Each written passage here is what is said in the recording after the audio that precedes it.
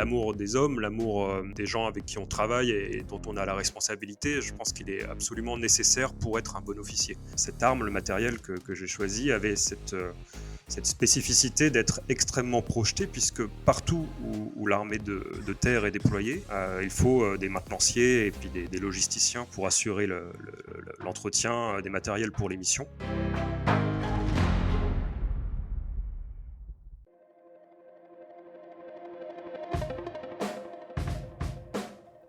Vous écoutez Les Frappés, le podcast de celles et ceux qui se dépassent. Je suis votre hôte Loïc, ancien sportif de haut niveau en judo, coach préparateur mental et amoureux d'activités outdoor en tout genre.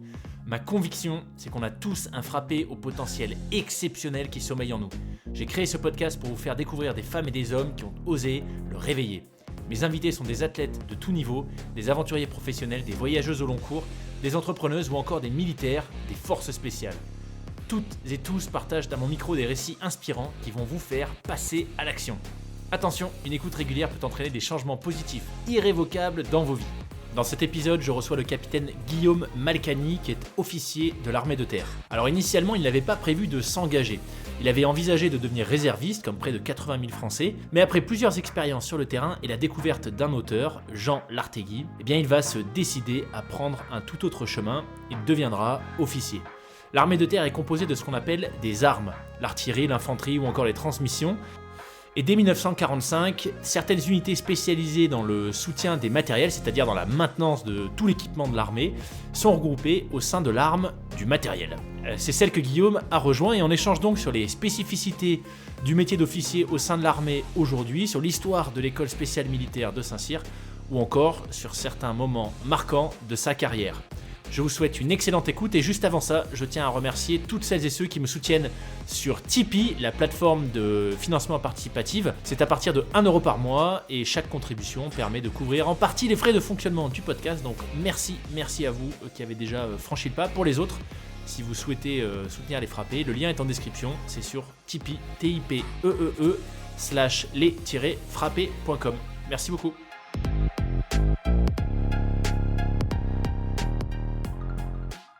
Eh ben écoute Guillaume, je suis très content de te recevoir sur le podcast. Je pensais à toi d'ailleurs dimanche, ce week-end, parce que je ne sais pas si tu as regardé si tu suivais un petit peu le marathon de Paris, mais il y a des militaires du génie, alors Ah oui. que je dise pas de bêtises, du 19e régiment du génie de Besançon, qui ont fait le marathon en courant, avec un pactage de 6 kilos en treillis. Et j'ai trouvé ça assez énorme. Voilà, je ne sais pas si tu l'avais vu passer, mais ça m'a fait Oui, sourire. oui, j'ai vu passer, il courait pour des camarades disparus en Irak, je crois. Ouais, exactement. Ouais. Baptiste Gauchot, qui est mort en opération extérieure en Irak en août 2023. J'ai découvert ça du coup en allant creuser un petit peu mais qu'est-ce qu'il faisait à courir en treillis et pactage pendant 42 km. Bref, bienvenue Guillaume sur le podcast. Je suis absolument ravi de te recevoir pour qu'on échange sur plusieurs sujets. Ton parcours évidemment, ta carrière au sein de l'institution, puisque tu es officier de l'armée de terre, capitaine pour être plus précis. Et puis également auteur. Tu as récemment, plus trop récemment du coup, parce que depuis le temps qu'on échange et que je ne reviens pas vers toi, il s'est passé du temps, mais tu as publié un livre, L'audace de servir, justement, tu vas nous en parler, tu vas nous expliquer en quoi il consiste cet ouvrage. Mais peut-être pour commencer, le plus simple, ce sera tout simplement que je te demande de te présenter, de nous expliquer qui tu es, ce que tu fais aujourd'hui. Eh ben oui, bien volontiers. En tout cas, je suis honoré de rejoindre le club très prisé des frappés. D'autant plus, comme je te disais, que je suis ni un sportif de haut niveau, ni un aventurier du Grand Nord, ou d'ailleurs, ni un entrepreneur ayant réalisé l'American Dream à la française. Et donc, oui, officier militaire dans l'armée conventionnelle, du coup, non issu des forces spéciales que tu reçois habituellement, mais il y a des connexions, bien sûr. Donc voilà, je suis d'autant plus honoré qu'on échange sur le podcast de l'audace, puisque je pense que pour réveiller le frappé qui est en nous, comme tu aimes à le dire, il en faut de l'audace. Donc ça tombe bien qu'on parle aussi de l'audace de servir. Donc moi, j'ai un parcours universitaire. Moi, j'ai toujours aimé l'histoire et j'ai fait des études en sciences humaines, enfin plus précisément en lettres modernes. Au départ, concrètement, j'envisageais l'enseignement et l'armée, mais sous le prisme de la réserve, en fait. Je me voyais bien enseignant en lettres et réserviste en parallèle. Et puis les choses ont évolué pendant ma scolarité, puisque j'ai découvert un auteur dont tu as peut-être déjà entendu parler, qui s'appelle Jean Lartegui, qui a beaucoup écrit sur la chose militaire et sur les officiers. Alors c'était surtout dans la période des années 60. Hein. Il était, en fait, dans ses romans, il met en scène notamment Bijard, mais de manière romancée, justement, tel un personnage de fiction, mais dans une réalité bien établie, hein, en Indochine, en Algérie. Et pour bien comprendre, hein, c'était vraiment des best-sellers à l'époque. Hein. C'était un peu, enfin, toute proportion gardée, c'était le volume de vente de Guillaume Musso ou de Marc Lévy aujourd'hui, mais parler d'officiers engagés sur des conflits contemporains de l'époque. Et c'est mon prof de master qui me l'a fait découvrir. Euh, il m'avait dit que son père se levait très tôt le matin pour lire du Lartegui et que je devrais jeter un coup d'œil puisque j'envisageais de m'engager donc officiellement dans la réserve. Et puis en fait, j'ai travaillé dessus à l'université et puis finalement j'ai décidé de m'engager. Ça a vraiment nourri mon engagement en fait. Donc l'un des points de départ est là. Et l'autre est un peu plus ancien, mais n'était pas du tout prémédité. C'est que mon père était enseignant civil aux écoles de Saint-Cyr en Bretagne quand je suis né. Donc il y a une sorte de boucle qui est bouclée, même si elle n'était pas anticipée. Les enseignants civils au sein des écoles de Saint-Cyr, donc c'est-à-dire que c'était pas un militaire, mais il enseignait à des militaires, c'est ça? Les Ouais, écoles de Saint-Cyr, c'est les écoles militaires? oui, c'est ça, pardon. Oui, donc Saint-Cyr-Couët-Quidan, alors maintenant, c'est l'académie militaire de Saint-Cyr-Couët-Quidan. Donc, c'est la formation des officiers de l'armée de terre. Donc c'est un peu l'équivalent de naval, hein, enfin, c'est l'équivalent de naval pour la marine par exemple. Et donc au sein des écoles de Saint-Cyr, qui est aujourd'hui donc l'académie de Saint-Cyr, il y a les élèves officiers qui sont formés en partie par des militaires et dans d'autres domaines par des professeurs civils. Et donc lui était effectivement professeur civil au profit des élèves officiers de Saint-Cyr, donc à Couët-Quidan en Bretagne. Et donc forcément, ça a toujours nourri quelques récits. Donc ça avait toujours, je pense que ça a indirectement influencé mon engagement, mais c'était vraiment pas prévu. Et pour la petite anecdote, d'ailleurs, pendant mes études universitaires, hein, du coup, j'ai eu un enseignant qui était un officier de gendarmerie, mais formé du coup à Saint-Cyr. Et on s'est rendu compte que c'était un ancien élève de mon père, en fait. Et c'est devenu mon parrain officier qui m'a adoubé, du coup, Excellent. lors de la cérémonie.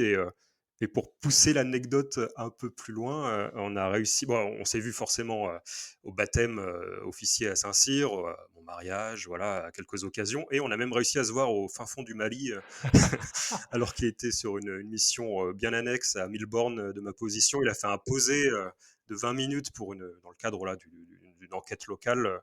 On a réussi à se voir 20 minutes sur ce petit aérodrome. C'était vraiment marrant de se voir aussi loin. Ouais, c'était assez particulier comme moment, c'était assez fort. Ouais. Donc, bon, voilà, pour la petite anecdote sur la Excellent. scolarité et les connexions et les imprévus, c'est rigolo, quoi. Du coup, aujourd'hui, quelle est ta position dans l'armée et en quoi est-ce qu'elle, consiste? Alors aujourd'hui, je suis en état-major. Du coup, j'ai quitté la vie régimentaire, c'est-à-dire en section et en compagnie. J'ai rendu le commandement de la compagnie que l'on m'avait confiée il y a déjà 2 ans. Donc j'ai rendu le fanion, comme on dit, mais c'est une image qui est concrète, hein, parce qu'en fait, le commandant d'unité, donc le capitaine qui commande la compagnie, se voit remettre le fanion de la compagnie des mains du colonel qui lui-même commande le régiment. Pour resituer, hein, dans l'armée de terre, en grosso modo, un régiment, c'est commandé par un colonel. Au sein du régiment, il peut y avoir une dizaine de compagnies qui font chacune une centaine de personnes, ce qui fait en gros des régiments de 1000 personnes. Moi, je schématise un peu. Hein. Et chaque compagnie est commandée par un capitaine pendant généralement 2 ans. Et donc physiquement, lors d'une cérémonie, on lui remet le fanion de la dite compagnie. Et au bout de 2 ans, il y a une cérémonie de fin où il remet le fanion et puis son successeur se le voit à son tour remettre par le colonel. Donc ça, c'était il y a 2 ans et je suis maintenant en état-major et je travaille sur le soutien de plusieurs programmes d'armement en lien avec le domaine de l'artillerie et du génie, grosso modo. D'accord. Et donc, avant que tu ne rejoignes l'état-major, ça a été quoi un peu ton parcours en régiment? Tu as eu l'occasion de partir, en OPEX, ces fameuses, opérations extérieures, est-ce qu'il y a des missions qui t'ont, marqué, particulièrement?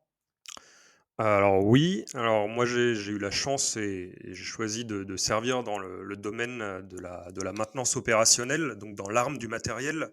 Donc pour expliquer grosso modo, il y a les armées, hein, donc l'armée de terre, la marine nationale, l'armée de l'air et de l'espace, ce sont les armées. Et dans l'armée de terre, il y a 8 armes, donc l'infanterie avec les fantassins, l'arme blindée cavalerie, donc c'est les chars, le génie, donc entre autres les démineurs, l'artillerie avec les canons, le train avec les convois logistiques, les transmissions avec les systèmes de télécommunication, la LAT qui est l'aviation légère de l'armée de terre, puisqu'il y a des hélicoptères dans l'armée de terre, comme le savent bien les frappés, hein, puisqu'il y avait eu le témoignage de Wynne, qui était pilote. Et puis il y a le matériel, donc ce sont les mécaniciens et les techniciens et les dépanneurs de l'armée de terre qui sont à la fois en atelier et sur le terrain. Et donc cette arme, le matériel que j'ai choisi, avait cette spécificité d'être extrêmement projeté, puisque partout où l'armée de terre est déployée, il faut des maintenanciers et puis des logisticiens pour assurer l'entretien des matériels pour les missions. Donc en fait, ce qui est bien avec un lieutenant de la maintenance, quand il sort d'école, c'est qu'il est sûr d'être très rapidement et très régulièrement projeté en opération.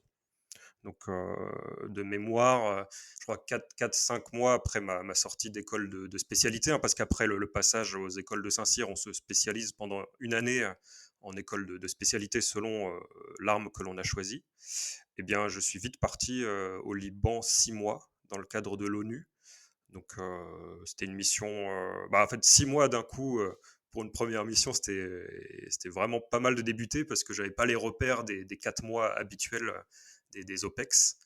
Et c'était vraiment chouette pour un jeune lieutenant de partir comme ça aussi longtemps, puis dans un contexte international ONU. Après, j'ai aussi eu l'occasion d'être déployé au Mali, où là, pour le coup, c'était un autre rythme, un autre état d'esprit. Et puis c'est là où on voit tout le savoir-faire de ces fameux maintenanciers, hein, ces mécaniciens, ce sont des hommes de l'ombre. Et d'ailleurs, encore une fois, je repense au témoignage de Wynne, parce qu'il a eu un petit mot pour eux à la fin, où il dit effectivement que les mécanos travaillent quand même dans des conditions assez rustiques, avec une pression continuelle, parce qu'il faut bien comprendre que toutes les unités, typiquement au Sahel, qui partent en opération, ensuite elles ont un temps de reconditionnement, de repos, mais les mécanos, ils mettent tout en œuvre pour préparer les véhicules et les matériels des unités concernées quand elles partent. Et dès que l'une est partie, une autre vient pour préparer ces matériels. Donc en fait, le rythme est extrêmement soutenu, et ce sont des gens ouais, très modestes et très débrouillards. Donc ce qui m'a marqué, c'est vraiment ouais, cette débrouillardise, en fait, malgré le contexte. OK. Parce que, pour qu'on se rende compte peut-être du quotidien, alors, évidemment, dans un contexte d'OPEX, j'imagine que le quotidien, enfin les routines, il y en a pas non plus, enfin tout doit changer très vite et très souvent. Donc j'imagine que le quotidien, c'est plutôt justement s'adapter. Mais, concrètement, quand tu parles de, reconditionner, enfin remettre en état, des équipements et cetera, ça consiste en quoi? C'est qu'on on leur ramène du matériel qui est complètement cassé, qui doit être vérifié de toute façon, même s'il n'est pas abîmé. Et dans quelles conditions est-ce qu'ils doivent tout remettre en état de marche? Est-ce que c'est dans des bases arrières très équipées, ou au contraire, c'est du bricolage avec ce qu'ils ont sous la main, parce qu'ils sont déployés assez en avant sur la ligne? Ta question est très complète parce qu'effectivement, en OPEX, enfin, notamment là, je prends l'exemple du Mali, mais c'est un peu pareil, c'est pareil un peu partout. Il y a les deux en fait. Il y a des maintenanciers qui sont intégrés dans les convois, donc des éléments de dépannage au sein du convoi, et donc vraiment au plus près de l'action. Et d'autres qui sont un petit peu en retrait dans des bases, on va dire, arrière, mais il n'y a plus vraiment d'arrière et d'avant. On va dire que tout le monde est plus ou moins au même endroit, mais on va dire quelque peu en retrait, où il y a un peu plus d'infrastructure. Et donc, il y a effectivement la remise en condition des matériels. Donc, s'il y a des contrôles à faire à ce moment-là, hein, comme sur tout véhicule, même dans le civil, hein, quand nous on emmène nos voitures au garage au bout de temps, de kilomètres, etc. Il y a toutes ces visites-là, mais il y a surtout le fait que le terrain est extrêmement abrasif, que les véhicules, les potards sont vraiment poussés à bout, forcément. Donc du coup, il y a quand même beaucoup de choses à vérifier, plus que s'ils étaient en France, ce qui est normal. Puis le matériel est mis donc à rude épreuve. Donc il y a les deux. Et à côté de ça, il peut y avoir des accidents, il peut y avoir aussi forcément des actions de feu qui nécessitent que les véhicules soient repris en atelier, même s'ils sont dépannés par d'autres maintenanciers sur le moment même lorsque ça tape, quoi. Donc ce qu'il faut dire, c'est qu'il y a des maintenanciers entre guillemets à l'avant et d'autres relativement à l'arrière. Après, l'environnement est assez rustique, hein. Ils sont parfois sur le sol brûlant, entre les effluves d'huile moteur, la graisse mécanique, avec peu de sommeil, et puis avec le culte de la mission, quoi. Les gars arrivent, ils disent là on a un problème, on part en mission demain.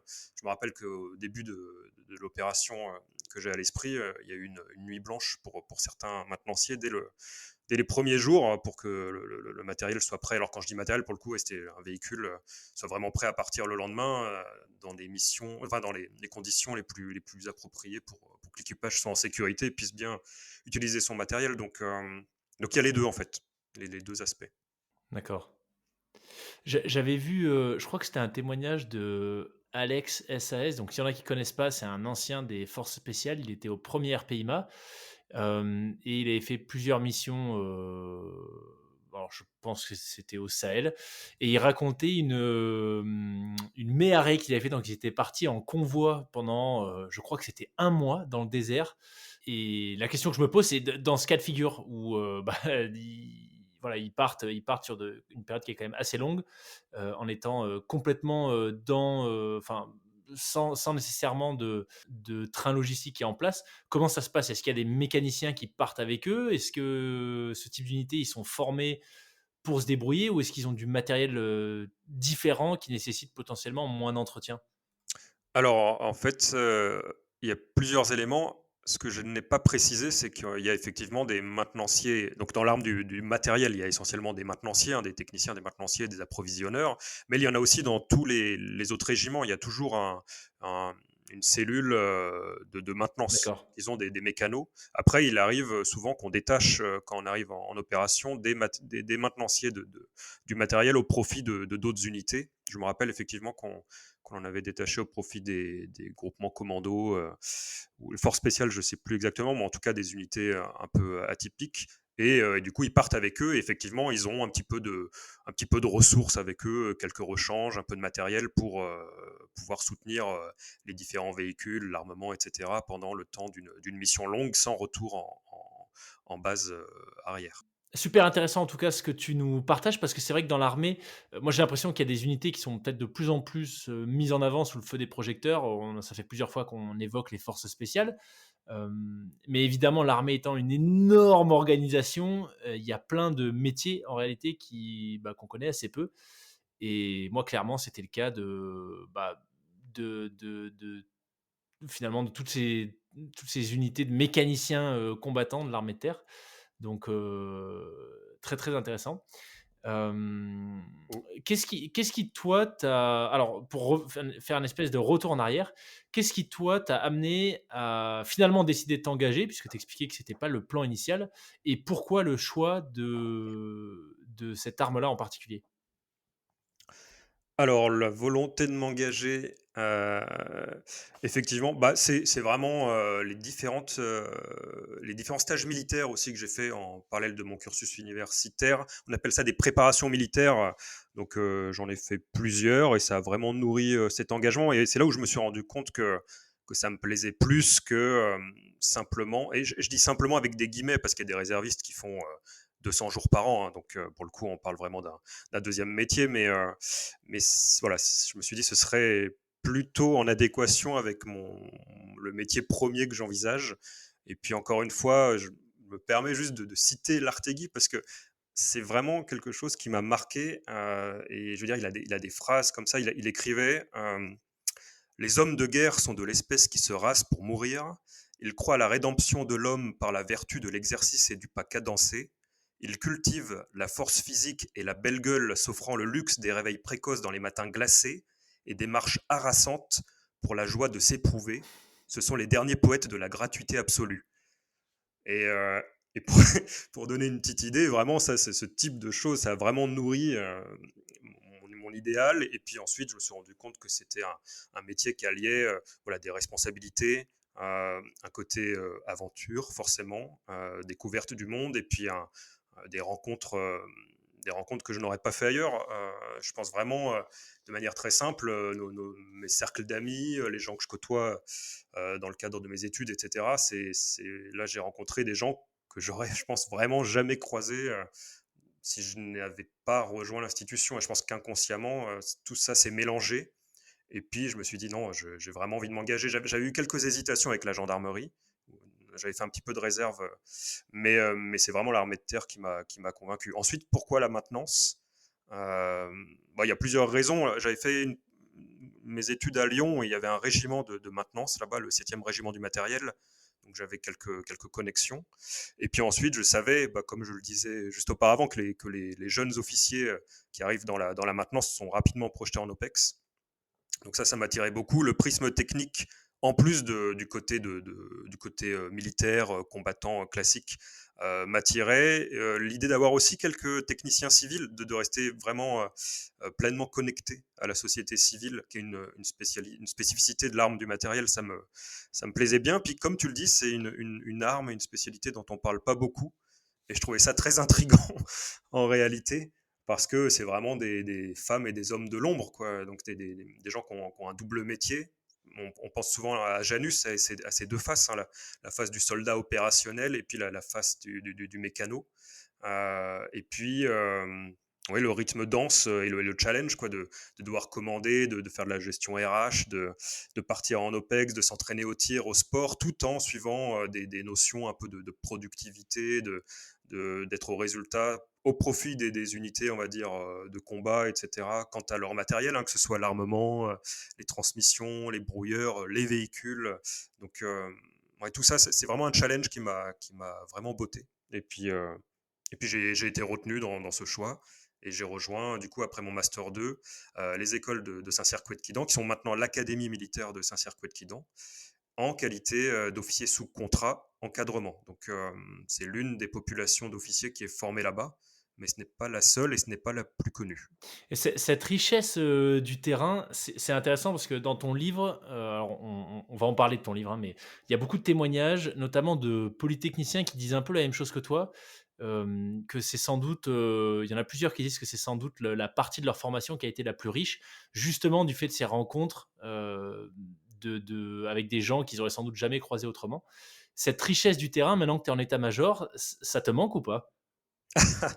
Ah, oui, oui, bien sûr, ouais. C'est amusant que tu dises ça parce que j'en parlais avec quelques camarades qui viennent juste de prendre leur commandement et puis qui ont pas une seule minute de répit. Non pas qu'on ait beaucoup plus de répit en état-major, mais on a l'esprit un peu plus libre parce que en unité, on côtoie beaucoup de gens, on absorbe les joies, hein, de tout le monde, mais aussi les craintes et puis les déceptions. Donc c'est vrai qu'il y a un gros vide une fois qu'on a rendu le fanion qui s'empare de nous. Alors après, il y a d'autres postes qui permettent de vivre ça de manière beaucoup plus poussée, hein. Parfois, je pense à des gens qui deviennent colonels et puis qui commandent un régiment. Mais en tout cas, la partie en école puis la partie en régiment, c'est vraiment des phases très denses sur le plan, enfin sur le plan de la richesse humaine et des rencontres. Et après, oui, effectivement, il y a un choc des cultures temporaire, hein, puis qu'on absorbe, et puis qui fait aussi du bien, hein, de se retrouver, se recentrer un peu sur la famille, avoir des dossiers parfois au long cours, mais pas forcément, hein. L'état-major peut aussi être assez mouvementé, mais en tout cas, oui, il y a une petite fracture en termes de vie quotidienne. Ouais. Excellent. Alors ton livre justement, «L'audace de servir», à quel moment est-ce que finalement l'idée de l'écrire est née? Qu'est-ce qui l'a motivé surtout? Et qu'est-ce que tu as voulu raconter, à travers cet ouvrage? Alors, alors c'est un peu curieux, l'idée est née Au moment où je me renseignais pour candidater en qualité d'officier sous contrat, et sous contrat encadrement, parce qu'en fait, il n'y avait vraiment pas grand-chose, si ce n'est rien, sur le sujet, notamment dans le paysage littéraire, qui est quand même de plus en plus dense en termes de thématiques militaires. Et bah, c'est logique, hein, quand on parle de Saint-Cyr-Couët-Quidan, on pense aux Saint-Cyrien, on va dire classique, avec le casoar, qui intègre après la classe prépa, ou alors vraiment sur dossier après un master, mais c'est un petit quota. Il y a aussi l'EMIA, hein, donc c'est l'école militaire interarmes. Donc là, c'est des anciens sous-officiers qui ont fait quelques années, hein, 3, 4, 5 ans en régiment, et qui ensuite rejoignent les écoles de Saint-Cyr-Couët-Quidan pour 2 ans de formation. Et il y a les OSC. En fait, il y a trois formations distinctes, mais la finalité est la même, c'est former les officiers de l'armée de terre. Et donc, lorsque je me suis renseigné pour intégrer l'armée de terre de cette manière, je me suis rendu compte qu'il n'y avait rien, et je me suis dit qu'il manquait quelque chose, et qu'il faudrait peut-être un jour écrire ce quelque chose. Donc, on peut dire que les premières réflexions datent de là. Ensuite, ayant rencontré pas mal de gens, ayant eu l'occasion de publier, parce que j'ai rencontré des gens qui, eux, l'avaient fait, et puis qui m'ont appuyé, notamment sur l'Artegui. J'ai eu la chance de faire un petit essai sur l'Artegui à partir de mon travail universitaire. Je me suis rendu compte que c'était un monde accessible, le monde de l'édition, même si ça semble être vraiment un autre univers. Une fois qu'on a mis le pied dedans, c'est accessible. Et puis, c'est là où j'ai pu vraiment mettre en œuvre ce projet, quoi, d'écrire sur l'audace de servir, sur l'école dont la devise est l'audace de servir, sur ces officiers qui, un petit peu comme alors sans faire de comparaison malvenue, mais un peu comme les maintenanciers, quoi. Pour le coup, là, on parle d'officiers, mais c'est une formation qui est un petit peu moins connue. Alors, elle l'est plus désormais, depuis 3 ans, enfin bientôt 3 ans, depuis l'été 2021 et la création de l'EMAC, donc l'école militaire des aspirants de Couët-Quidan, qui est donc aujourd'hui la troisième école au sein de Saint-Cyr-Couët-Quidan, qui forme donc les officiers sous contrat. J'en reparlerai, je pense, un petit peu après pour l'historique, mais avant c'était un bataillon, c'était pas une école, et la nuance est importante, parce qu'aujourd'hui c'est une école à part entière, avec un drapeau, un uniforme, un défilé lors du 14 juillet, une formation encore plus aboutie qu'auparavant, et une identité beaucoup plus forte, qui renie pas du tout les formations précédentes, hein, qui au contraire ce sont les descendants, en fait, les héritiers de ce qui existait auparavant. Mais aujourd'hui, il y a une vraie visibilité. Et pour la petite histoire, quand le livre est sorti, un peu plus tard que prévu, parce qu'il y a eu toute la phase Covid, en fait, qui a grandement retardé sa sortie. Lorsqu'il est sorti, l'école a justement été créée. Donc, c'est pour ça qu'il y a eu une réédition par la suite pour actualiser un peu le contenu. Mais l'idée première date vraiment de mon engagement, en fait. Je me suis dit, tiens, il manque quelque chose. Il m'a manqué quelque chose. Excellent. Excellent. Et donc, audace de servir, tu le disais, c'est le slogan de l'école. C'est ça. Qu'est-ce qui, toi, t'a donné envie de le reprendre par rapport à tout ce que tu as partagé dans ce livre aussi?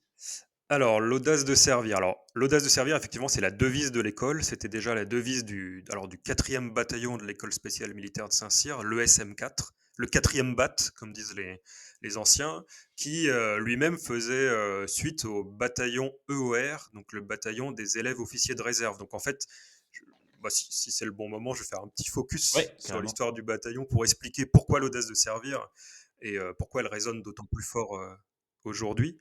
Donc, de manière très schématique, enfin très vulgarisée, au départ, il y avait les officiers saint-cyriens, forcément, hein. L'école a été créée par Napoléon. Donc, ce sont les premiers officiers à apparaître dans le paysage. Ensuite, il y a rapidement eu les polytechniciens. Et puis, après la guerre franco-prussienne, on s'est rendu compte qu'il y avait besoin d'officiers de réserve. Alors à l'époque, on parlait d'officiers de complément. Donc ça, c'est quelque chose qui est né à cette période, et qui a pris un certain essor par la suite lors de la Première Guerre mondiale. Donc on va dire qu'avec la loi du 13 mars 1875 commencent à apparaître les officiers de réserve.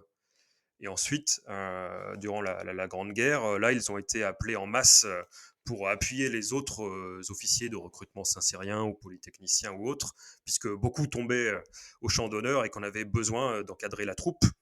Et en fait, les EOR, donc les élèves officiers de réserve qui ont ensuite été formés dans le bataillon EOR, ce sont vraiment les descendants de ce qu'on appelait les officiers appelés, les officiers de complément de la Grande Guerre. Et c'est pour ça, du coup, qu'on retrouve dans les noms de baptême donc des officiers qui sont formés donc aujourd'hui à l'EMAC, des gens comme Genevoix, qui est en fait un grand nom des officiers de la Première Guerre. Mais il y en a d'autres, hein, Apollinaire, Péguy, etc. Donc il y a toute une identité liée à la Première Guerre pour les officiers aujourd'hui formés donc à l'EMAC, hein, l'école militaire des aspirants de Couët-Quidan, donc pour les officiers sous contrat. Et l'audace de servir, eh bien, cette audace de servir, c'était tout simplement le fait que des citoyens qui n'étaient en rien amenés à aller se battre, ont décidé de servir avec audace dans les tranchées face à l'ennemi et à prendre des responsabilités humaines au combat.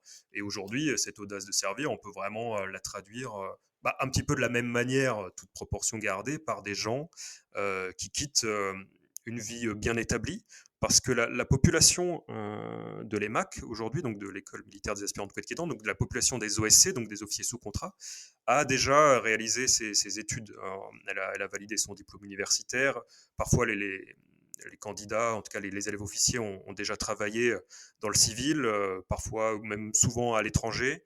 Donc, ils sont un tout petit peu plus âgés que les Saint-Cyriens classiques, hein. Donc, la différence est là. En fait, ils quittent, ils s'engagent un peu plus tardivement. Ils décident de devenir officier de carrière, même s'ils servent sous contrat. Enfin, pas de carrière, mais d'active, officier d'active sous contrat, un peu plus tard que les autres populations. Et c'est là qu'on parle d'audace, en fait, parce que les gars peuvent être, je sais pas, il y a des enseignants, il y a des avocats, il y a des dentistes, enfin voilà, et ils quittent tout. Ils quittent ce confort de vie pour une solde qui est parfois moins élevée que le salaire civil qu'ils avaient. Ils quittent l'endroit où ils vivaient, ils quittent littéralement leur famille, hein, puisqu'ils repartent en école, puis ensuite ils vont partir sur le terrain, ils vont partir en opération, etc. Donc ils se mettent en difficulté, alors que la vie était plus ou moins établie. Et c'est ça, cette audace de servir aujourd'hui, c'est se mettre au service d'une cause plus grande, alors que le confort, euh, le confort quotidien était déjà avéré. De ton point de vue, qu'est-ce qui amène généralement ces gens à initier ce changement, un peu plus tard peut-être que les autres populations dont tu parlais? Et finalement, voilà, à quitter une certaine routine, un certain confort, finalement à se réinventer un parcours professionnel qui est déjà, particulier en soi, être militaire, mais de le faire, alors qu'il y a déjà quelque chose d'établi précédemment. Qu'est-ce qui les amène à ça?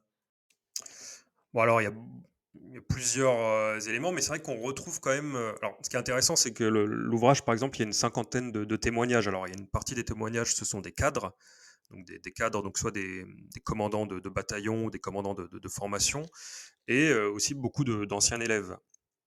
Et malgré des profils très hétérogènes, hein, des études très distinctes et des carrières assez différentes, on n'a pas l'impression de relire la même chose à chaque témoignage. Et du coup, les grands traits communs, c'est cette volonté de beaucoup, mais quelque chose qui me parle, hein, et je pense qu'il parlera au plus grand nombre, c'est de rendre à la nation ce qu'elle nous a donné. Donc en fait, c'est souvent conditionné par des profils qui ne se retrouvaient plus vraiment dans ce qu'ils faisaient. Alors, plutôt des gens, alors j'ai à l'esprit, hein, quelques officiers qui étaient chez de gros industriels ou qui travaillaient voilà, en courtage ou ce type de profil qui voulait en fait s'orienter vers quelque chose qui nourrisse l'intérêt général plutôt que de servir des intérêts privés. Et cette volonté, oui, de donner à la nation un peu de ce qu'elle nous a offert, et de lui permettre de perdurer. Donc, je sais que j'ai à l'esprit notamment un camarade, un capitaine parachutiste, qui disait, lorsqu'on a échangé, servir, donc avec audace, hein, c'est un peu la cause qui nous dépasse et celle pour laquelle on se dépasse. Et c'est justement être au service de quelque chose de plus grand que son quotidien, contribuer à ce qui se passe autour de nous plutôt qu'en nous, donner à la nation un peu de ce qu'elle nous offre, lui permettre de perdurer en nous appuyant sur nos convictions du juste et du nécessaire. Donc ça rejoint en fait cette volonté de désintéressement personnel. Moi, c'est un peu l'idée qui est ressortie de tous les témoignages que j'ai pu que j'ai pu collationner. Excellent. Et alors, ces gens, quand ils deviennent finalement officiers, bon là, en l'occurrence dans l'armée de terre, puisque c'est surtout, cette armée-là que tu connais bien. Concrètement, leur quotidien, ça ressemble à quoi, une fois sortis de formation? Qu'est-ce qu'ils font exactement sur le terrain? Quelles sont les missions qui reviennent, régulièrement, en tout cas les plus, on va dire, représentatives, du métier d'officier aujourd'hui dans l'armée de terre? Alors, alors oui, alors il y a plusieurs aspects. On va dire que l'officier en général, on attend de lui qu'il commande. Moi, je fais une petite digression, mais j'ai un général qui m'avait beaucoup marqué, qui avait parlé de la règle des 3 C'était humanité, humilité et humour. Donc l'humour, ça faisait référence à l'ouverture d'esprit, sans tomber dans la démagogie, hein. L'humilité, c'était l'idée d'arriver, même si on est formé officier pour prendre le commandement d'une structure, hein, que ce soit un service, une section ou autre, il faut rester modeste, il faut rester humble, être à l'écoute des anciens, hein, parce que finalement, un jeune officier, qu'il ait 23 ou 25 ans, il va prendre la responsabilité d'un groupe, d'une section, d'un service où il y aura des gens qui ont à la fois beaucoup plus d'expérience que lui et puis aussi un âge un petit peu plus avancé. Donc une humilité nécessaire et l'humanité parce que l'humain est au cœur de ce métier. Moi, je pense que, enfin, je pense comme je pense tous les militaires de l'armée de terre que l'humain est au cœur de notre profession parce qu'on travaille ensemble, on s'entraîne ensemble, on part en opération ensemble et lors de ces périodes-là, on vit ensemble. Donc la règle des 3 je pense que ça caractérise bien ce qu'on attend d'un jeune officier lorsqu'il sort d'école. Mais après, de manière plus concrète, il y a des officiers qui vont assurer des fonctions très spécialisées. Alors typiquement, là, on parle de ce qu'était le 4e bataillon, qui est aujourd'hui les MAC, donc l'École militaire des aspirants de Couët-Quidan, avec des officiers sous contrat. Alors une partie d'entre eux va être officier sous contrat spécialiste. On appelle ça un OSCS, pour officier sous contrat spécialiste. Et en fait, ils font une formation plus courte en Bretagne, hein, ils font environ 3 mois, avant de rejoindre leurs affectations pour conseiller leur chef dans des domaines qu'ils ont étudiés avant leur engagement, donc en lien avec leur diplôme. Donc ça vont être des juristes, des spécialistes des ressources humaines, des spécialistes des médias et de la communication. Donc eux, ils vont avoir un métier finalement assez similaire de ce qu'on peut imaginer dans le civil, mais au sein de l'armée, sauf qu'ils auront bien sûr quelque chose qui n'a rien à voir avec le civil, c'est qu'ils vont partir en opération et devront donc adapter, enfin ils devront être aussi officiers militaires et spécialistes. Il y a aussi des officiers sous contrat pilotes, donc des OSCP, qui eux font 6 mois à Saint-Cyr avant d'aller se spécialiser en pilotage. Eux, ce seront les futurs pilotes d'hélicoptères de l'armée de terre, que ce soit hélicoptères de combat ou hélicoptères de transport. Donc là, on a déjà des officiers qui ont des métiers très différents quand ils arrivent en régiment. Mais on va dire que pour l'officier tel que l'imagine un peu le citoyen qui ne connaît pas plus en détail que cela l'institution, c'est au sein de cette école l'officier sous contrat encadrement qui est un peu l'officier générique, comme le Saint-Cyrien classique ou, voilà, ou le sous-officier qui fait le MIA, donc l'école militaire interarmes dont je parlais tout à l'heure. C'est-à-dire l'officier, comme on l'imagine, qui arrive, qui prend une section en infanterie ou dans les transmissions, ou même dans le matériel finalement, il va y avoir des choses très, très communes à tous. Et grosso modo, il y a 2 aspects. D'abord, il va y avoir le déroulé de carrière, qui généralement va d'abord être pendant 3-4 ans chef de section. Donc en fait, le jeune officier arrive et prend la tête d'une structure qu'on appelle une section, qui est composée à peu près d'une trentaine de personnes. Et donc là, il doit gérer l'entraînement militaire, donc le secourisme, le sport, le tir, les marches, la topographie, etc. Il doit ensuite gérer la partie RH de sa section, donc les mises en formation, les notations, l'avancement, toutes les petites problématiques RH qu'il peut rencontrer. Et puis ensuite, il va être amené à partir en opération extérieure pour faire sa spécialité. Donc sa spécialité de combat, de maintenance, etc. Donc là, il va devoir préparer toute la phase d'entraînement spécifique au théâtre d'opération où il sera projeté, et ensuite partir avec ses hommes pour faire, on va dire, vraiment leur cœur de métier, quoi.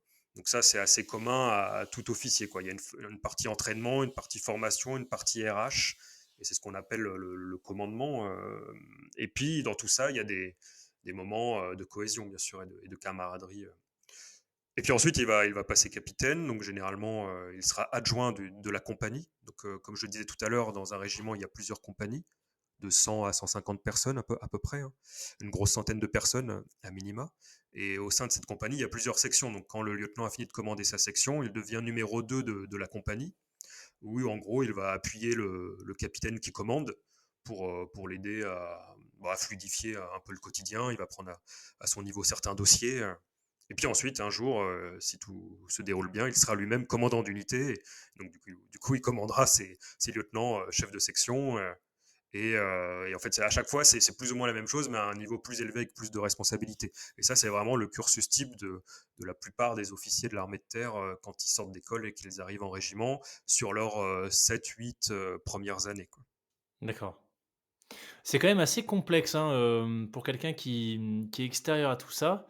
Alors oui, c'est assez complexe. En plus, là, ouais, j'évoque qu'un petit morceau de cette grosse machine, mais qui est très huilée, hein, qui fonctionne très bien. Euh, Bon, il y a bien sûr aussi, hein, on parle des officiers, donc là, on parlait bien sûr de l'audace de servir, donc essentiellement des officiers sous contrat. Mais on a aussi des officiers qui sont issus du rang, hein, donc des gens qui ont été militaires du rang ou sous-officiers, ou militaires du rang puis sous-officiers, et qui ont monté tous les échelons, et qui, à leur tour, sont officiers, mais forcément un petit peu plus âgés, un petit peu plus expérimentés. Donc bon, là, j'en ai pas plus parlé puisque c'était pas le sujet, mais je veux dire, la population même des officiers, en termes de cursus et de passif, entre guillemets, est très vaste. Mais ce qui est intéressant, c'est que tous ces officiers sont mélangés en régiment, puis il y a des activités entre eux, donc ça leur permet aussi de mûrir, de découvrir les autres et peut-être de grandir en fait pour être encore un meilleur chef, un meilleur responsable vis-à-vis des hommes qui leur sont confiés, quoi. Est-ce que toi, il y a, sans nécessairement parler des OPEX, mais est-ce qu'il y a une mission ou un moment en tout cas dans ta carrière de capitaine, donc avant d'arriver en état-major, auprès de tes hommes, qui t'a particulièrement marqué par rapport à tout ce qu'on évoquait sur le rôle de l'officier? Oui, oui, il y en a, il y en a beaucoup, mais alors, il y en a en même temps beaucoup, puis évidemment, il y en a pas qui me viennent là tout de suite. Mais en fait, tu, bon, après, il y a plein de moments. J'en ai un à l'esprit, bon, qui est peut-être un peu secondaire, mais on parlait tout à l'heure des règles des trois humes, dont donc l'humanité, donc l'amour des hommes finalement. En fait, moi, je fais à nouveau une petite digression, mais euh, il y a le rôle social de l'officier de Lyautey, hein, qui date de 1891 en fait, où il explique qu'il faut prendre plus en compte ces hommes que les chevaux, ce qui n'était pas forcément toujours le cas auparavant. Donc pour donner une petite idée de l'évolution des choses, parce qu'on parle toujours de camaraderie, de fraternité d'armes, de cohésion dans l'épreuve sportive ou dans l'épreuve physique avec le dépassement de soi, etc. Et ça fait bien sûr partie de l'institution et c'est extrêmement important. Mais moi, il y a des petites choses qui m'ont marqué. Alors pour le coup, c'est pendant le temps de commandement, donc c'est encore assez récent. Euh, c'est le lien humain derrière le lien professionnel, mais en fait qui est intimement lié, surtout dans l'institution militaire, en tout cas avec le fait qu'on parte et que les épouses ou les époux ou les copines ou les copains restent en ce qu'on appelle en base arrière. Ces bases arrières qui doivent être extrêmement solides parce qu'elles se retrouvent seul régulièrement pendant 6 mois ou pendant 4 mois d'affilée. Et encore, on ne compte pas les phases de préparation. Il faut bien imaginer que quand un militaire part, en tout cas dans l'armée conventionnelle, hein, dans l'armée que je connais, quand il part en opération, donc on va dire 4 ou 6 mois, il y a au moins un mois de préparation avant. Que ce soit sur le terrain ou en école de spécialité pour une formation un peu plus technique. Il part au moins un mois échelonné sur plusieurs semaines avant les 4 ou 6 mois d'absence complète. Et du coup, on parle, bien sûr, l'institution en parle beaucoup, mais dans le civil, on parle peut-être un peu moins de ceux qui attendent, de ceux qui restent. Et c'est vrai que quand les gars partaient, parce qu'en plus, donc, comme je le disais, dans la maintenance, le rythme est assez effréné, surtout dans certaines spécialités où il y a que une dizaine de personnes, voire moins, hein, parfois au niveau national, qui ont les qualifications. Donc les gens se relayent. Enfin, ça va vite, hein, quand on compte une mission, on va dire, de 4 mois et qu'il n'y a que 10 personnes en France et qu'il faut en envoyer 2 tous les 4 mois, le compte est vite fait. Et j'écrivais une lettre aux épouses ou aux compagnes quand les gars, à mi-mandat, quand les gars étaient absents. Voilà, parce que je trouvais que c'était bien. Bon, c'est un peu comme l'écriture d'un livre. Moi, j'aime bien écrire, ça me semble important. Donc j'écrivais voilà, sur une carte un petit mot. Mais j'imaginais bien que c'est le mot que j'aurais, enfin pour lequel, enfin si mon épouse le recevait, j'aurais été heureux de savoir qu'elle le recevait. Euh, et, euh, et je me suis rendu compte à la fin des 2 ans, lorsqu'une des épouses m'a répondu que j'avais surtout écrit à celle-ci parce qu'en fait le gars était énormément parti, quoi. Et elle m'avait répondu qu'elle avait bien gardé toutes mes cartes et puis on s'est rendu compte qu'en fait il y en avait eu pas mal. Donc ça m'avait marqué ce retour, le fait que ça lui ait fait du bien. Et puis le fait qu'il y en ait eu autant pour la même personne, ça Ouais. m'avait marqué. Et après, j'ai un autre exemple un peu plus personnel, mais alors c'est un peu complexe, mais bon, dans une compagnie, du coup, il y a plusieurs sections, comme je l'expliquais, commandées par un lieutenant ou par un sous-officier supérieur, type adjudant ou adjudant-chef, en tout cas chez nous, dans la compagnie que j'ai eu l'honneur de commander. Et on avait un emblème, enfin on a un emblème, hein, la compagnie est toujours présente, c'est le lynx, l'animal, le lynx. Et ma fille est née pendant mon temps de commandement. Et, euh, et en fait, il y avait l'adjudant d'unité qui est un peu le bras droit du capitaine. C'est un peu le gars qui va gérer toute la vie courante, hein, les tours de service, les problèmes des uns et des autres, la logistique. C'est un peu le bras droit musclé du capitaine. Avait rassemblé toute la compagnie un matin, même tous les civils qui viennent pas forcément au rassemblement. Et je me demandais bien pourquoi il y avait tout le monde. Et donc, il m'avait fait un cadeau de naissance. Et puis, on a eu un grand paquet, un grand lot de peluches de lynx par la suite, assez distinctes. Et c'était assez rigolo comme souvenir, assez marquant et assez rigolo. Donc voilà, bon, c'est pas du tout des souvenirs opérationnels, mais c'est ce qui me vient à l'esprit là, comme tu me poses la question. Ouais. Quand on préparait cet échange, tu m'avais parlé,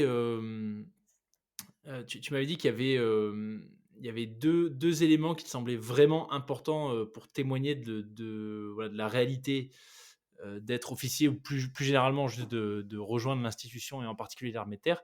C'était le commandement des hommes. Et tu m'avais même noté, entre parenthèses, l'amour pour les gars et l'absence, la rupture forcée. Alors ça, tu l'as déjà un peu évoqué plusieurs fois. C'est aussi un sujet dont je parle assez régulièrement, enfin régulièrement, avec la plupart des quelques anciens militaires que j'ai reçus. Comment ça se passe quand il faut partir pour plusieurs mois. Tu disais ta première mission, toi, c'était 6 mois, à un âge où voilà, tu es quand même encore assez jeune. Mais cette notion de commandement, d'amour pour les gars, je te pose du coup la question parce que ce que tu viens d'évoquer, ça m'a fait penser à ça en fait. Pour toi, est-ce que tu peux être officier sans avoir, et encore une fois, entre guillemets, enfin, c'est le terme que tu avais noté, mais je ne sais pas si c'est ça que tu veux utiliser, sans avoir cet amour pour celles et ceux que tu commandes.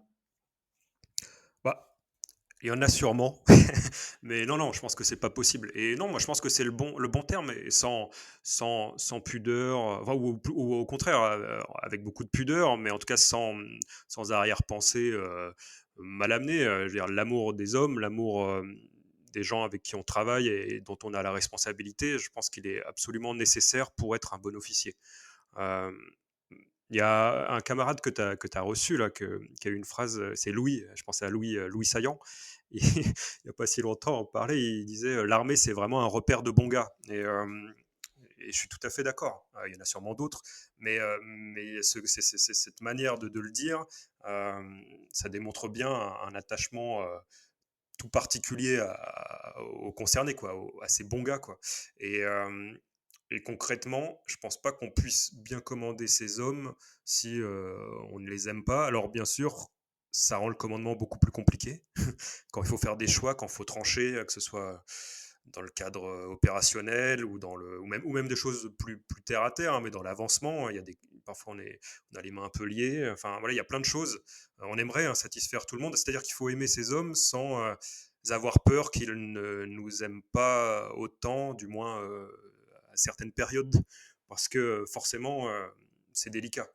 Euh, Après, ce serait peut-être plus facile s'il n'y avait pas d'affection pour les gars de les commander entre guillemets, mais je pense que ça serait sans âme et que ça aurait pas du tout ça aurait aucun relief quoi. Donc non, oui, il faut avoir de l'amour pour ces hommes afin de bien les commander.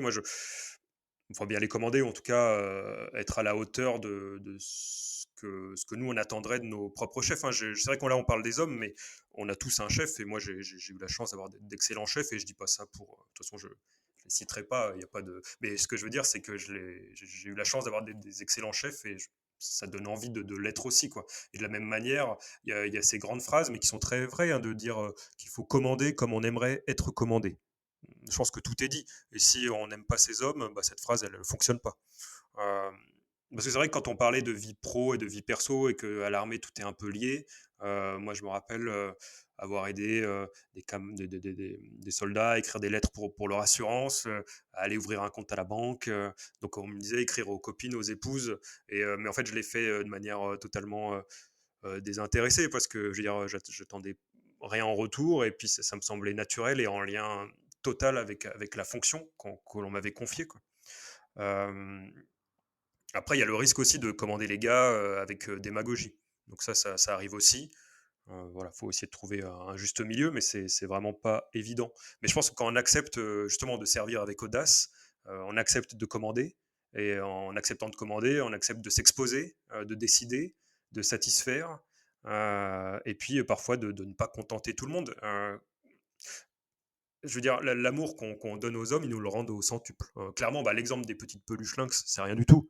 Mais je veux dire, moi, ça m'a tellement touché enfin, quand j'y pense, j'en suis un peu ému. Je veux dire, il n'y avait aucune obligation de faire ça. Donc, quand il y a des petits gestes comme ça, de temps en temps, on peut se dire que peut-être on est à peu près à la.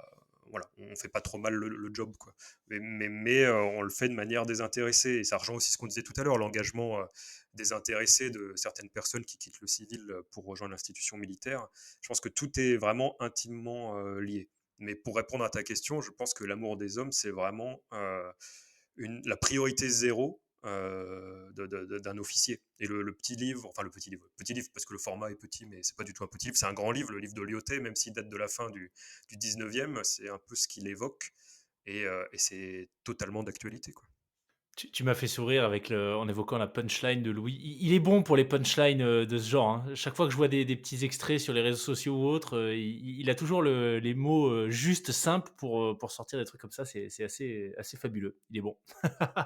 Ouais, il est bien fort. Ouais. Et d'ailleurs, puisqu'on parle de Louis, je crois savoir, Louis, je l'avais reçu sur le podcast. Alors attends, l'épisode était sorti, c'était un 14 juillet, si j'ai bonne mémoire, et ça devait être en 2021 ou ouais, ça devait être en 2021 ou 2022. Bref, depuis, il est devenu extrêmement visible et il a lancé. Alors, c'est pas le seul, hein, et du coup, c'est pour ça que je te pose la question.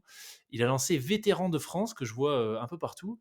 Est-ce que tu peux nous en dire plus? Parce que si j'ai bien compris, tu es impliqué aussi dans ce projet. En quoi ça consiste exactement? Alors oui, tout à fait. Donc Vétéran de France, oui, donc ça a été lancé par Louis. Donc maintenant, il y a plusieurs personnes qui travaillent avec lui. En fait, le projet, c'est de mettre en avant les vétérans de France, dans le sens noble du terme, mais surtout, quand on parle d'anciens combattants, parfois les gens ont un petit peu une vision poussiéreuse qui est totalement fausse de la chose, d'où le choix de cette expression vétéran de France. Et en fait, l'idée, c'est tous ceux qui ont servi, mais que ce soit 1 an, 2 ans, 5 ans, 10 ans, 20 ans, 40 ans, qu'ils étaient policiers, douaniers, gendarmes, pompiers ou militaires. Voilà, c'est très large. Et en fait, ils proposent, par le biais de cette association, qui a une chaîne YouTube, des témoignages vraiment inédits, exclusifs, très bien montés, très bien construits, très percutants, qui fonctionnent très bien. On est à des centaines de milliers de vues, voire plus, avec une population en partie assez jeune, ce qui est extrêmement encourageant, je trouve, pour la suite. Et j'ai eu la chance de rejoindre l'aventure en tant que directeur de la publication. Donc donne un petit coup de main sur les réseaux, parce que ce qui est particulier avec Vétérans de France, c'est que c'est une association qui est très présente d'un point de vue numérique, pour offrir une visibilité sur les réseaux, sur Internet, sur YouTube, alors sur Instagram, LinkedIn, etc. Ce qui est vraiment important pour sensibiliser les gens à la cause. Il y a beaucoup de connexions qui sont en train d'être établies. Il y a des événements aussi physiques qui sont joués. Il y a eu ce qu'ils ont appelé le V-Day en novembre dernier. C'était un stream de 36 heures avec pas mal de personnalités, dont tu parlais tout à l'heure d'Alex French Sass, qui était présent, où il jouait un petit peu aux jeux vidéo, mais surtout il parlait beaucoup d'engagement, de retour d'expérience. Ils échangeaient avec des personnes justement qui envisageaient de s'engager. Donc c'est vraiment très bien parce que ça offre vraiment de la visibilité avec un discours vrai. Et on a un projet là qui devrait arriver à l'automne. C'est un ouvrage qui sortira chez Valeurs Ajoutées. Donc c'est une maison d'édition assez dynamique, enfin très dynamique, où Louis m'a confié la reprise, l'adaptation des témoignages en fait qui sont disponibles sur la chaîne. Donc ça nous offre l'opportunité de proposer des petits portraits, parce que forcément on va un petit peu enfin, moi je les adapte, je les raccourcis, je les reconstruis, j'échange beaucoup avec les intéressés, et du coup on a des soldats qui étaient en Afghanistan la veille, puis le jour où il y a eu l'embuscade d'Uzbin en août 2008. On a des gens des forces spéciales, du GIGN. On a Cyril Chaboun qui est passé chez toi aussi, Yes. qui a témoigné sur Vétérans de France, qui a un parcours extraordinaire. Il y a Marius, la légende des commandos marines. Enfin voilà, on a des choses vraiment, enfin des témoignages vraiment prenants, intéressants. Et en fait, j'avais dit à Louis que bon, j'avais pas forcément envie de me relancer dans une aventure littéraire, parce que l'air de rien, c'est quelques sacrifices forcément familiaux sur le temps personnel, mais ça me semblait vraiment nécessaire. Et s'il y a un mot pour moi qui résume bien Vétérans de France, c'est nécessaire. Pour moi, c'est une association et des projets vraiment nécessaires qui touchent un très large public. Et c'est vraiment ce dont tu as besoin aujourd'hui. L'institution peut-être, mais en tout cas, la population, pour être sensibilisée à toutes ces personnes qui servent ou qui ont servi. Mais c'était pas forcément, même si bien sûr on a des anciens, on a aussi le dernier para à avoir sauté sur Dien Bien Phu. Enfin voilà, on a tout un panel de portraits, mais ce qui est important, c'est que les gens, je sais pas, les jeunes personnes qu'on croise dans la rue, sachent qu'il y a des gars, il y a 5 ans, qui étaient au milieu du Sahel, il y a une bombe qui a explosé, et aujourd'hui, ce gars, il va faire ses courses comme tout le monde, mais en fait, c'est un héros, quoi. Et il faut le faire savoir. Et je trouve que c'est important. C'est pour ça que j'ai rejoint l'association, je me mets modestement à son service. Excellent.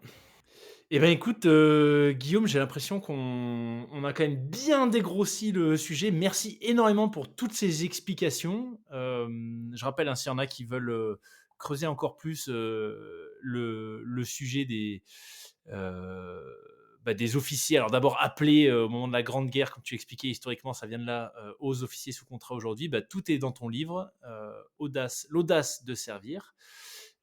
S'il y a des gens qui veulent échanger avec toi, le mieux, c'est quoi? C'est LinkedIn? Est-ce qu'il y a d'autres réseaux? Un mail? Non, oui, le plus simple, c'est la messagerie sur LinkedIn. C'est vraiment le seul réseau que j'entretiens. D'accord, OK, excellent. Et ben, écoute, le lien sera en description. Est-ce qu'il y a un message, que tu voudrais faire passer pour, conclure cet échange? On a parlé quand même de pas mal de choses, mais, est-ce qu'il y a, un point en particulier qui te semble vraiment important de rappeler, de souligner ou d'évoquer si on l'a pas encore fait? Alors, je ne sais pas exactement si. Oh, si, il y a un point qui me vient à l'esprit, quelque chose qui m'a marqué aussi lorsque j'ai échangé avec différentes personnes au profit de l'ouvrage, notamment des anciens officiers ou des anciens appelés qui ont fait leur service comme officiers et qui aujourd'hui sont à la tête de différentes entreprises. En fait, je pense à Alexandre Rubin, qui est aujourd'hui à la tête de Petit Bateau, il n'y a pas si longtemps à la tête de Yves Rocher, qui a été formé au 4e bataillon de l'école spéciale militaire de Saint-Cyr à l'époque, donc c'est l'ancêtre de l'EMAC actuel. Et il a eu une phrase qui m'a vraiment marqué, qui est assez représentative, je pense, de toutes les personnes qui sont formées dans l'armée. Il a dit que le vrai management, bon, c'est pas le propos direct, mais il a dit en gros qu'il avait véritablement appris le management à Saint-Cyr en école d'officier et non pas en école de management dans le civil, et qu'il l'avait vraiment appris en 3-4 mois à Saint-Cyr de manière plus aboutie qu'en 3-4 ans ou 2-3 ans, je ne sais plus, en école de management. Et ça m'avait vraiment marqué quand il l'a dit, parce que les officiers, et j'y officiers, mais même tous les militaires qui sont en situation de responsabilité ont une certaine, et c'est bien normal, hein, une certaine humilité, une certaine réserve quant à leur savoir-faire. Mais en fait, il est bien avéré et bien reconnu dans le civil. Donc il n'y a pas à en rougir, quoi. Voilà, ça me fait penser à ça. Un immense merci Guillaume pour tout ce que tu as bien voulu partager avec nous aujourd'hui. Excellente continuation du coup dans tous tes projets hors institution, mais aussi au sein de l'institution. Et puis bah écoute, je te dis à très bientôt, très certainement. Et bah oui, avec plaisir. Merci beaucoup Loïc, à bientôt. Merci d'avoir écouté cet échange avec Guillaume jusqu'au bout. S'il vous a intéressé, pensez à le partager autour de vous. Et de manière générale, si vous souhaitez soutenir le podcast, eh bien c'est extrêmement simple. Vous pouvez tout simplement vous abonner, laisser une note ainsi qu'un commentaire sur votre plateforme d'écoute, celle que vous utilisez là tout de suite maintenant. Vous pouvez également le partager autour de vous massivement pour qu'encore plus de gens osent se lancer. Et enfin, vous pouvez rejoindre le groupe des Tippers. Ce sont les auditrices et auditeurs du podcast qui soutiennent financièrement les frappés à partir de 1 € par mois. Le lien est en description. Merci pour votre fidélité. Je vous dis à la semaine prochaine pour un nouvel épisode dans lequel on va échanger avec une retraitée pas comme les autres.